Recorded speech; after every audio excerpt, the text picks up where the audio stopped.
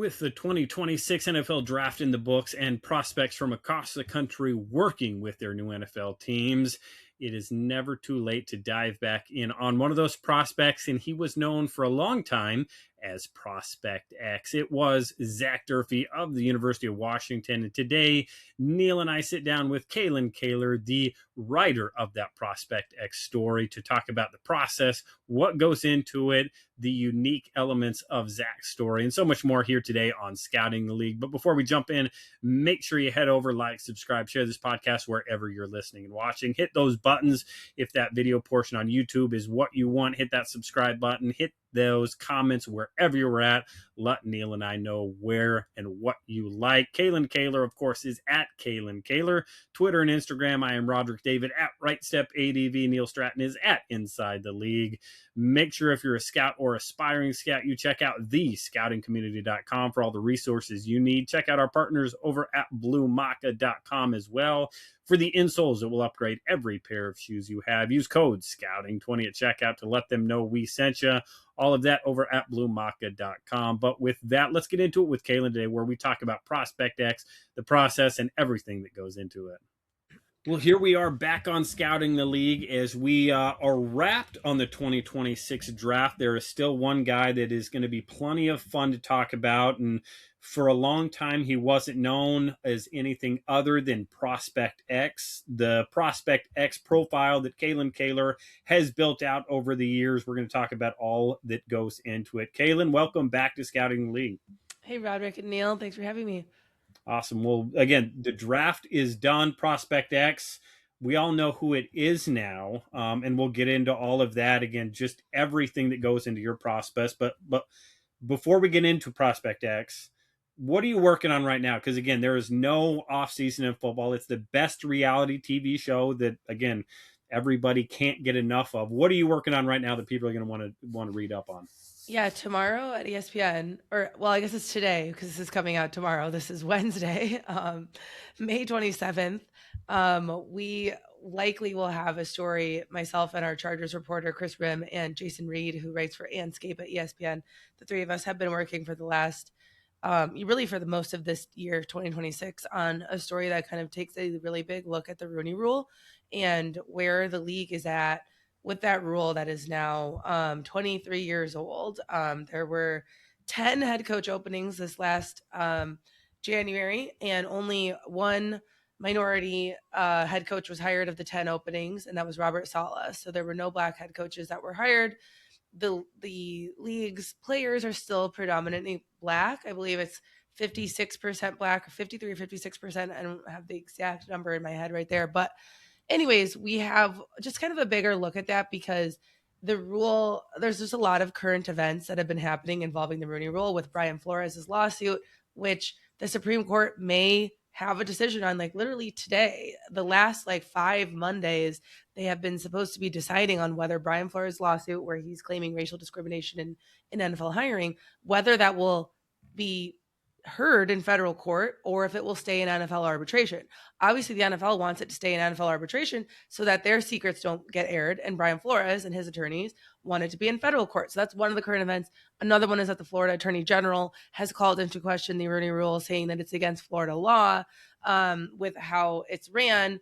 I don't think he has much of a legal argument there because the league is not saying you have to hire people who are women or minorities, or just saying you need to include them in your hiring process and interviewing them. So I don't think the Florida Attorney General's legal argument is as strong as he thinks it is, but he's making a lot of noise in Florida about the Rooney Rule. So we talked to a bunch of coaches about it, and we talked to the league office's staff that is dedicated to equitable hiring, and yeah, we have just kind of a really big look at that. So that's coming out today, Wednesday, on ESPN. So check that out. I think it covers a lot of ground that hasn't been talked about as much recently.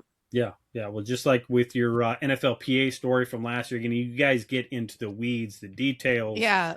You've got receipts, as many receipts as you can have, again, pointing to some of that stuff where, again, it's one thing to read a headline. It's one thing to listen to people talk about it on 5-minute segments on whatever show you're watching, but to sit down, dedicate some time to reading through that story, understand the Rooney Rule, what it was intended for, what it has become. Yep. Perhaps two different things. Again, there's Yep. going to be a lot that goes into it. So again, it's going to be a fascinating one. Again, there's all things going on. Again, we're here in OTA time, and there's still plenty of storylines, which is what the NFL loves. It's what's good for scouting the league, what's for all of us that get to do this for a living. But what we brought you on for today, Prospect X. Again, the 2026 Prospect X, again, was another fun one.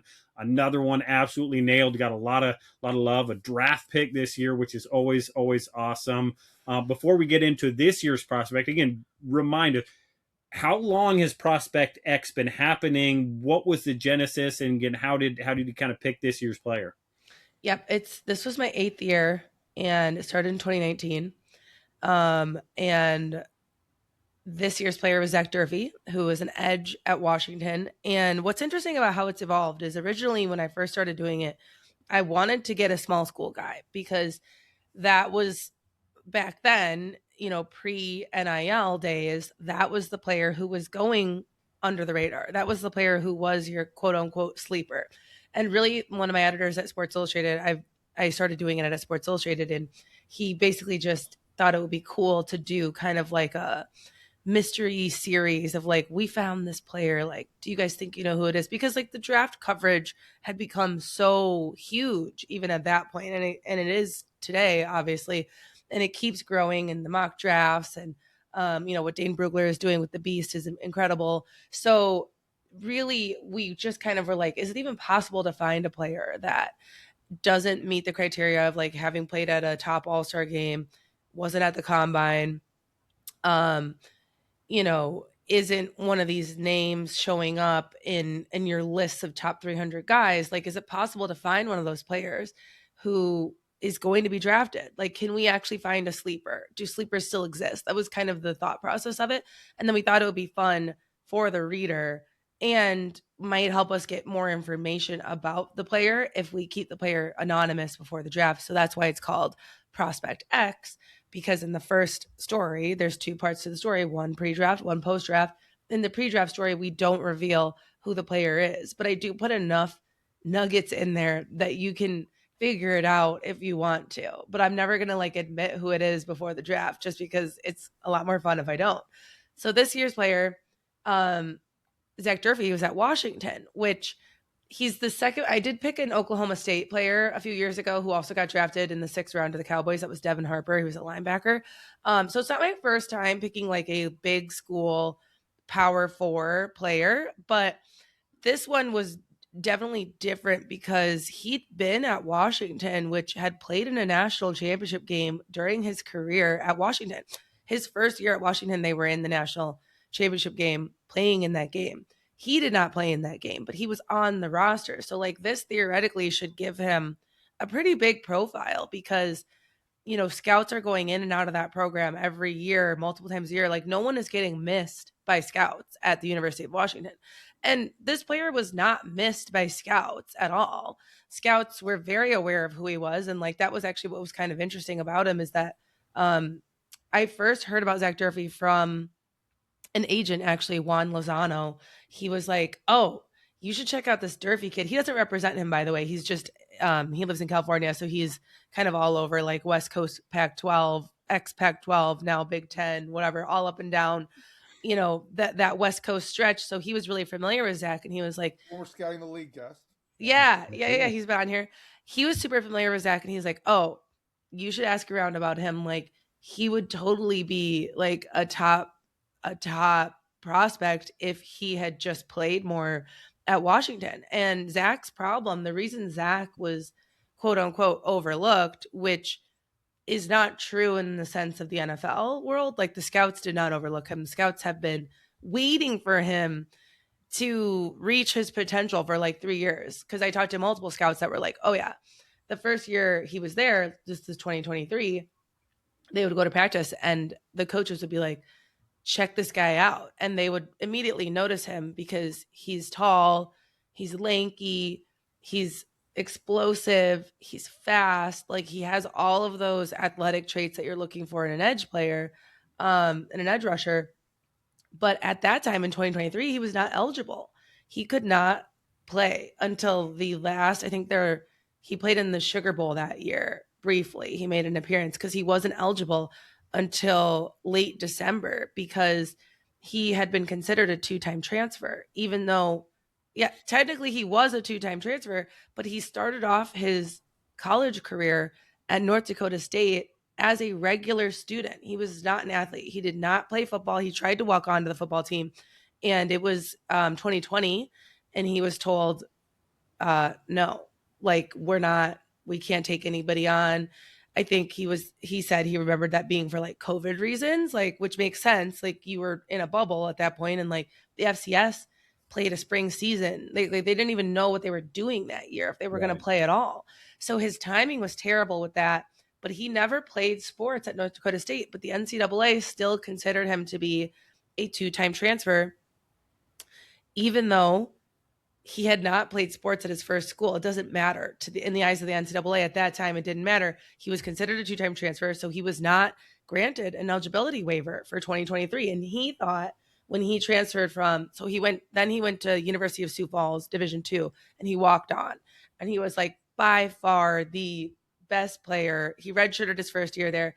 Second year that he gets to play, he stood out like people told me, like Jared Verse at Albany. Like, it was like that type of thing where you're like, oh, okay, this guy should not be playing at this level of football.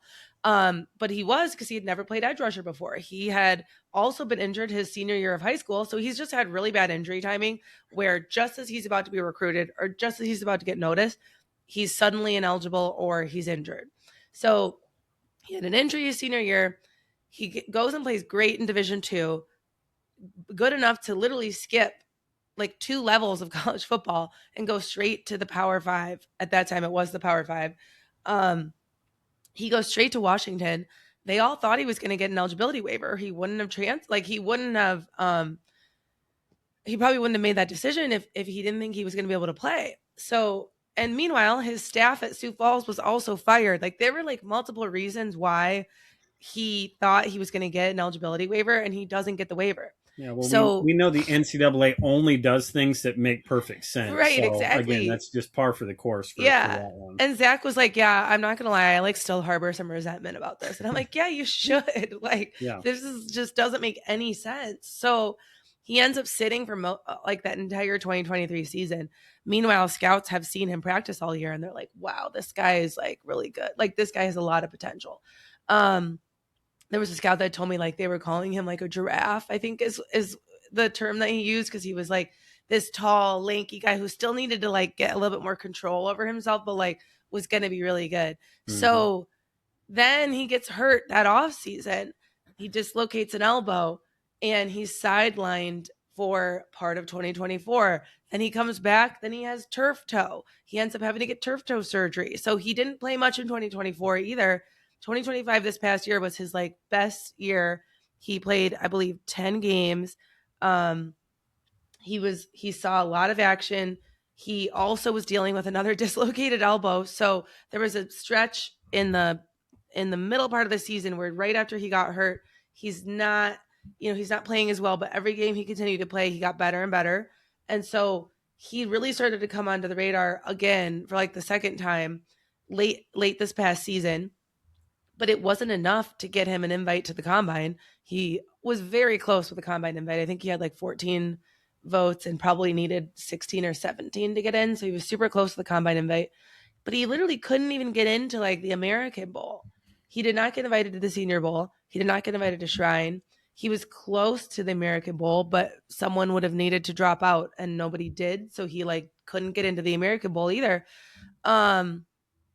So yeah, that's essentially, he had no all-star game, no combine, and it was really just because a series of ill-timed injuries. But the Jaguars, I talked to the Jaguars GM, and I don't know his title exactly, Brian Zanders, he's a player personnel executive there, works closely with James Gladstone, the GM. And they both told me that they don't view the injuries that he had, which by the way, they didn't even do a medical on him because they do use their 30 visits for medical purposes, but they don't use 30 visits in the traditional sense of a 30 visit where you're like recruiting or bringing the player in to get to know them better. So he didn't visit there at all. They were kind of on my radar for a team that might be interested in him, but not one of my top 3 teams.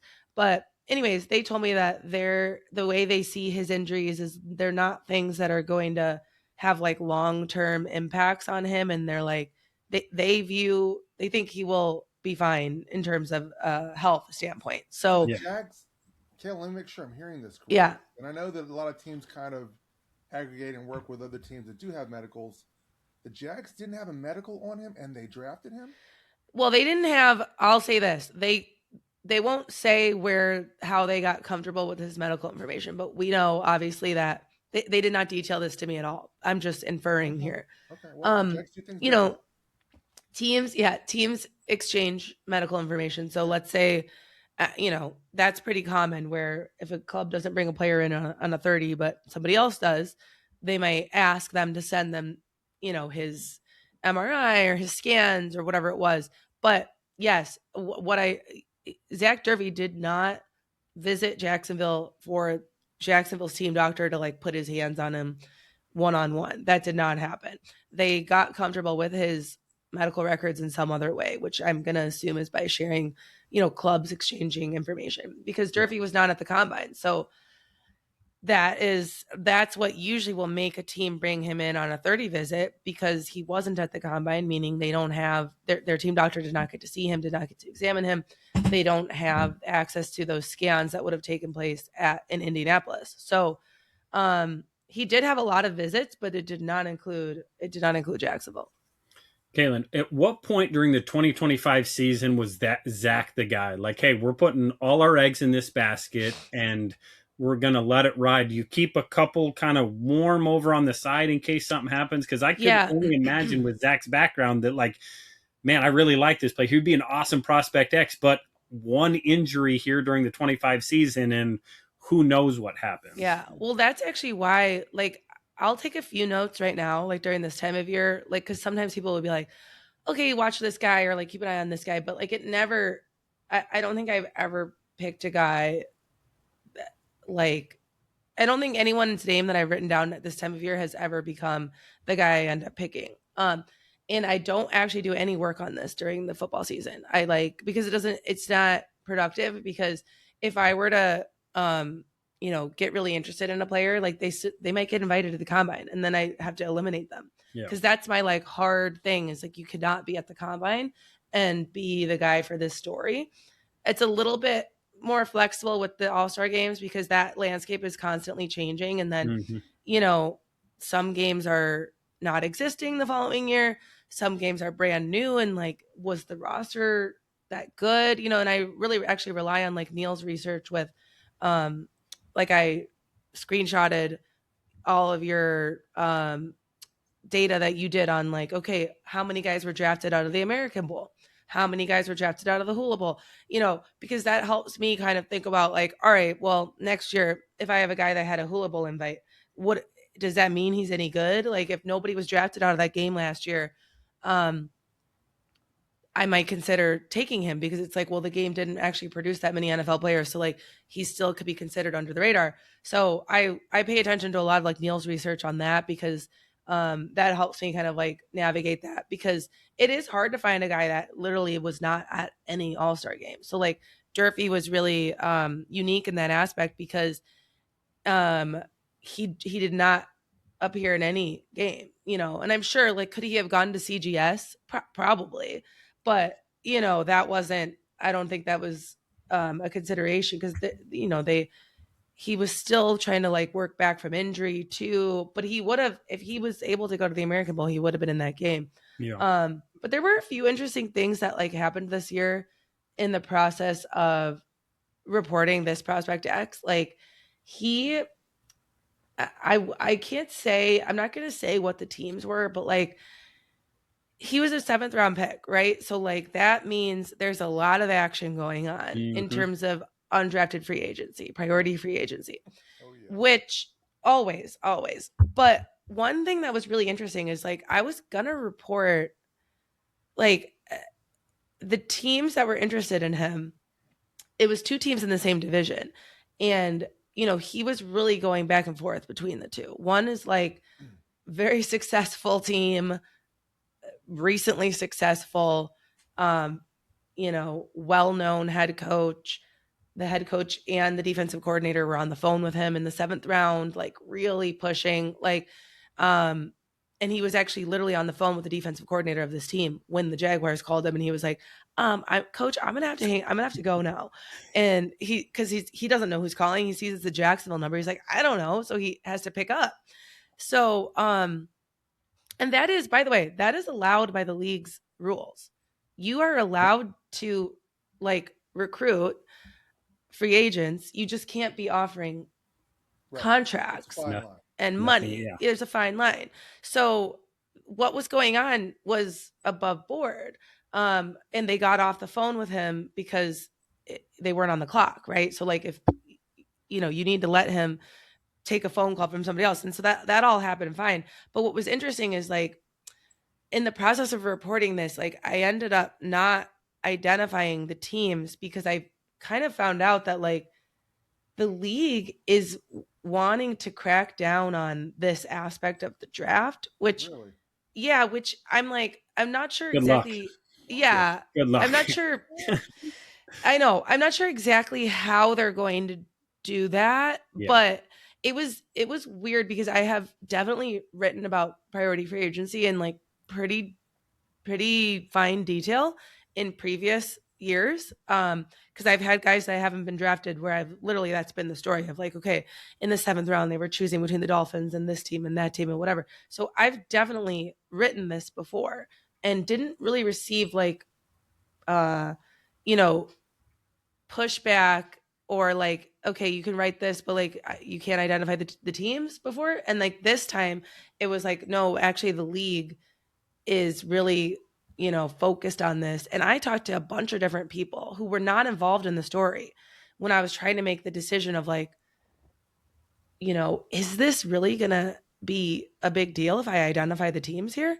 And people from all different parts of all different clubs were basically telling me there could be consequences now for doing this, which again, I still haven't gotten a firm handle on because I didn't talk to anyone. I didn't call the league, obviously. I didn't call the league office to be like, hey, if you knew that teams were on the phone, recruiting free agents in the 7th round, and, what does that mean to you? Because I think what people were trying to say to me is even though that's allowed by the personnel handbook, that being out there is going to cause the league to ask more questions about, well, were you offering money? Were there contracts being talked about? Which generally speaking, of course there are in the 6th and 7th round. I mean, it's happening in the 5th round. It may happen the week. Yeah. People literally, players are committing to teams. I don't know why. I don't understand why it's something the league would even bother to spend energy or time on. But that was an interesting result of this, is that aspect where I was okay, that feels it's a little bit different. That feels it's kind of changing a little bit, the, I guess, paranoia about some of that details coming out. But that was really interesting because this player was 7th round, you pretty much think you're not getting drafted at that point. So he was really in a heated there was a heated war going on for him between two teams in the same division. And it was a very hard decision for him. And, ultimately the Jaguars also said they didn't have any information about where he was leaning in free agency, which I also don't really believe, but that was their official line is, Gladstone and Xanders were no, we didn't know anything about where he was leaning in free agency. We decided to draft him because we knew he was popular. And actually what was really interesting this time too, is part of the reason they told me, well, okay, let me back up. After day 3 press conference, James Gladstone is asked about Zach Durfee. Just hey, when did you guys get on to him? Very kind of open-ended question. And he said, well, actually, I really started to get interested in him a few weeks ago, blah, blah, blah. And then he independently, without being asked about it, he brings up the Prospect X article. And he said Xanders walked into his room, his office, and it would have had to be draft week because the story doesn't come out till Tuesday of draft week. So Xanders that day or the next day, walked into Gladstone's office with a printout of the story. And he was I think this is my guy, because Xander's is he's in charge of what they call their undrafted free agent committee. So they pair like coaches and scouts together to work on who are their top free agent candidates. And Durfee pretty quickly rose to the very top of their undrafted free agent committee list. And at some point that week, or earlier that month, they had thought, okay, well, we might need to take him in the 7th round. Like, we might really need to draft him. Like, we like him that much. We might want to draft him. And then when Xanders walked into Gladstone's office with the printout, it was like, I think Gladstone said something like, yeah, then we kind of realized, like, yeah, other people like this guy too.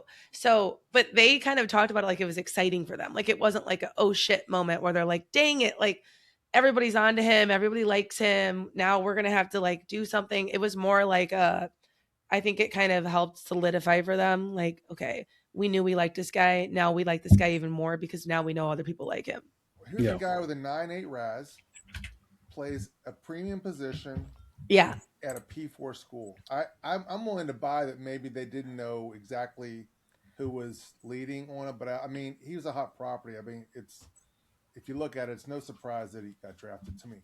Okay, yeah. So this is year 8, Kalyn. What's the profile of the player of player X as far as NFL draft career? How long do they play? Have any of them really risen to be big time players? Well, the best one in terms of NFL career is Christian Ellis right now. He's a linebacker in New England. He was a starting linebacker this past season, and he had some really awesome plays in prime time against the Giants. I don't remember if it was Sunday night or Monday Night Football. It was either Sunday night or Monday Night Football. He freaking took out Jackson Dart on I don't know if it was a draw, but Jackson was, running with the ball, and Christian freaking nailed him. Legal, by the way, it was a legal quarterback hit. Nailed him as he's, headed to the sideline. And I felt like that was his best play in prime time, where people were like, oh, and whoever was on the broadcast, like, talked about him a lot that night. And he's played in 2 Super Bowls. He's played special teams mainly for the Eagles in which one would that have been? It wasn't the New Orleans Super Bowl that they won. It was the previous year, or two years before that. He was on the Eagles Super Bowl roster that they lost. He was in that game. So he's been on 2 losing Super Bowl teams. But that's pretty good. And he comes from a giant football family. He's got a couple brothers in the NFL. His dad was an NFL player. But yeah, he was really interesting because he played at Idaho, which was an FCS school. He was coming out in 2021. Which actually that was the year they played a spring season. So he was playing a college football season while deciding if he was going to enter the draft or not. And he was kind of, 50-50 because he had another year of eligibility if he wanted to. He decides to go into the draft, but a lot of scouts honestly didn't even know if he was in the draft class or not until like the week before, because he was playing a spring season. So I think a lot of people assumed, well, he's going back to school. Like, and he did his pro day like one day. Like, I think they had played Saturday and he did his pro day the next day on a Sunday. And it was like just crazy. So he ended up undrafted, which is, I think, a really good representation of how, being drafted means really nothing, honestly. Like, that late in the draft, what separates you from the priority free agent is honestly nothing. It's just team need at that point and like what position you play. Because another thing I've learned from this is like, I don't pick receivers anymore because I really like my guys to get drafted. Like, my goal is not, oh, they're going to have a long NFL career and they're going to like actually be, rostered for 5 years or whatever. Like, I think that would actually be, I think an interesting benchmark would be like, do you make it past the average NFL career, which is what, like 3.5 years or something? Yeah. That would be an interesting benchmark. And most of them have not. Like Christian Ellis, he might be going into his 5th year now. So that'll be interesting. Or maybe he just had his 5th year. I need to do the math on that. If 2021 was his first year, yeah, so he would have just had his, right? 1, 2, 3, 4, 5. Yeah, he would have just played his 5th season. Yeah. Or no, he's going into it because this is 2026. 2021, 22. He's going into this. Oh, no. Yeah, he's played 5 He's going into seasons. yeah. So I would say like, okay, that's like the benchmark. He's had a successful, I would say that's a very successful career that he's had absolutely. so far. Levi Drake Rodriguez. What'd you say? He's an outlier, right? Yeah. And then another one that I think will absolutely make it that far, if not farther, is Levi Drake Rodriguez, defensive tackle with the Vikings. He was my pick. Was that last year? No, 2 years ago. 2 years ago. Okay. He's going into his third season. He has a ton of potential. He's been rotating on that defensive line last season. They really like him there. Brian Flores really likes him.